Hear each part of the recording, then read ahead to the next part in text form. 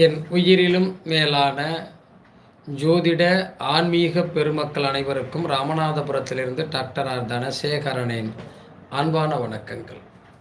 உலகெங்கும் இருந்து இந்த வள்ளி ஜோதிடம் அறக்கட்டளை யூடியூப் சேனலை பார்த்து கொண்டிருக்கக்கூடிய என் இனிய தமிழ் நெஞ்சங்களே, உங்கள் அனைவருடைய இல்லங்களிலும் மகிழ்ச்சியும் சந்தோஷமும் பெருகட்டும்,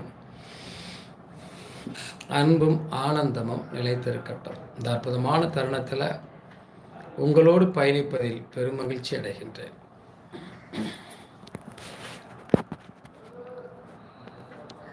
பொதுவாக நாம் இன்னைக்கு இந்த தலைப்பை எதற்காக போட்டிருக்கிறோம் அப்படின்னு பார்த்தா,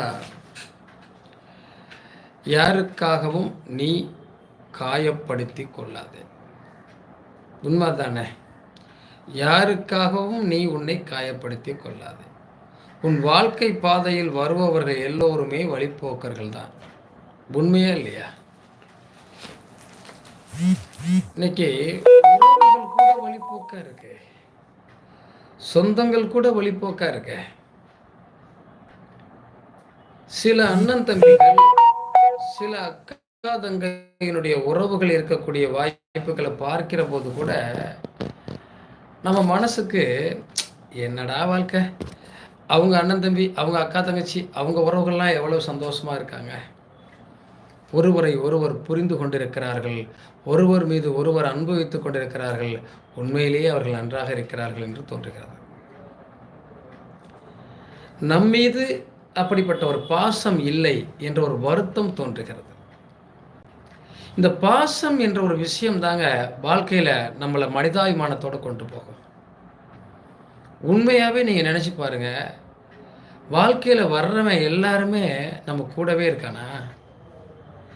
அது உறவாக இருக்கட்டும், நட்பாக இருக்கட்டும், நம்ம வேலை செய்யக்கூடிய இடமா இருக்கட்டும், எதுவாக வேணாலும் இருந்துட்டு போட்டோம், இவர்கள் எல்லாம் நமக்கானவர்களா? நம்மோடு இருப்பார்களா? நமது சிந்தனையை புரிந்து கொள்வார்களா? நம்மீது அன்பு வைப்பார்களா? உண்மையாக இருப்பார்களா? அது ரொம்ப முக்கியம். ஒரு சில இடங்களில் சில சம்பவங்களை பார்க்கிற போது மிகவும் வருத்தமாக இருக்கிறது.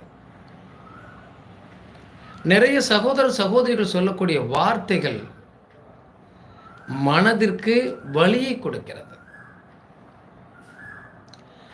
நாங்கள் 4-5 பேர் ஒன்றா பிறந்தோம் ஐயா.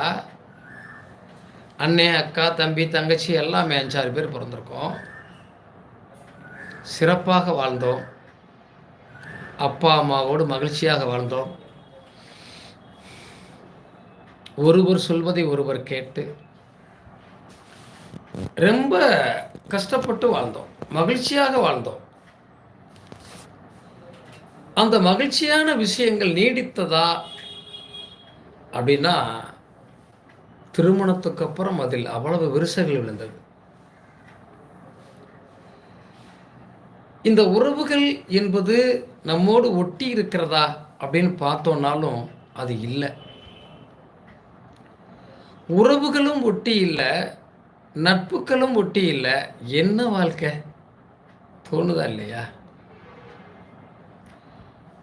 யார்தான் உண்மையாக இருப்பது? ஒரே தாய் வயிற்றில் பிறந்தோம். அண்ணனாய், தம்பியாய், அக்காவாய், தங்கையாய். இந்த வாழ்க்கை நிலைத்திருக்கவில்லை என்ற ஒரு வருத்தம் இருக்கிறது.